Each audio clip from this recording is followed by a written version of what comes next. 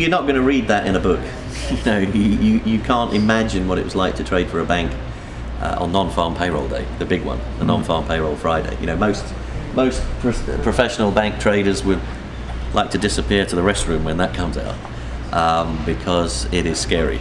Now, if you make a market on fundamentals, there isn't a price sometimes. You have to make it. Now, of course, as a retail trader sitting at home, you don't have to worry about being a market maker.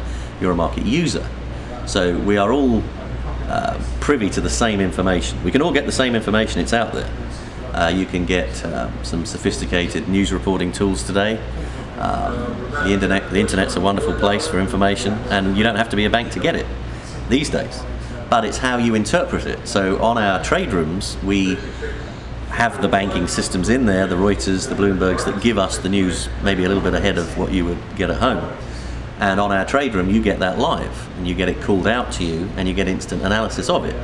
So if we're lying in wait for, let's say, a consumer confidence number that we thought was going to be very much worse for the dollar, and we were expecting a big retracement, then we'd be able to prep our audience ahead of time, tell them what they should be looking for, shout out the number, whether it was provocative or non-provocative, and if we have a grid that backs up that provocative piece of information that was looking as if it wanted to go in that direction as well, then, as you'll see on a lot of our past trade rooms on the web, we jump into the market off the US data, or off any figures. Now, that isn't a money map way of trading. It's just if a particular grid coincides with a little bit of fundamental data that you then get, which almost acts as a catalyst for what the grid was just waiting for to happen, then you need to know how to analyze the fundamental news.